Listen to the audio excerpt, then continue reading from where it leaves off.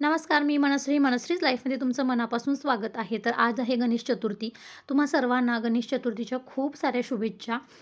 तर इथे माझं पुरणाचा स्वयंपाक चालू आहे. पहाटे मी लवकर उठली होती. बाहेरचं सगळं आवरून छान अंघोळ वगैरे करून घेतली. त्याच्यानंतर स्वयंपाकाला सुरुवात केली आणि ग्रेशू वगैरे झोपले होते. त्याच्यामुळे मी घरात म्हटलं आता हे लोकं झोपले तर कशी पूजा वगैरे करणार, नंतरच आपण छान पूजा करून घेऊया. म्हणून मग मी पूजा नंतर करायचं ठरवलं. पहिला पुरणाचा स्वयंपाक करायला घेतला.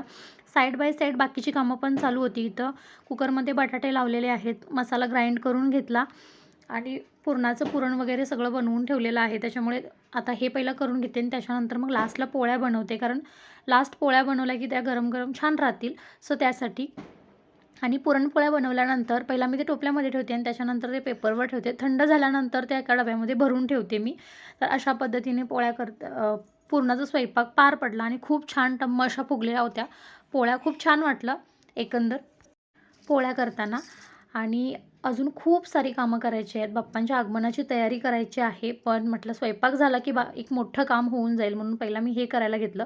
आता पुरणपोळ्या लास्ट उरलेत. लास्ट बनवते मी पुरणपोळ्याच. बाकी पुरणपोळ्या झाल्या की ग्रेशूला वगैरे उठवेन आणि मग तिला अंघोळ वगैरे मग बाकीची तयारी असेल. तर तुमच्या पण घरात अशीच लगबग चालू असेल कारण आपल्या लेडीजला खूप सारी कामं असतात. तशीच माझी थोडीशी धावपळ चालू आहे आज. तर याच्यानंतरचा जो व्हिडिओ असेल तो दुसऱ्या पार्टमध्ये बघायला मिळेल.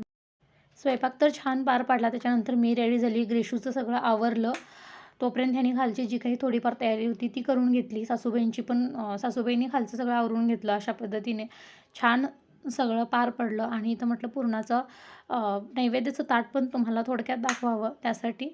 तर सगळं आवरून झाल्यानंतर मी इथं नैवेद्याचं ताटं तयार करते. सगळीकडे नैवेद्य ठेवले. स्वामींना नैवेद्य दाखवला आणि मग आरती करून आम्ही जेवायला घेतलं. तर ते तुम्हाला पुढच्या व्हिडिओमध्ये बघायला मिळेल आरती वगैरे. तर आजचा व्हिडिओ एवढाच होता.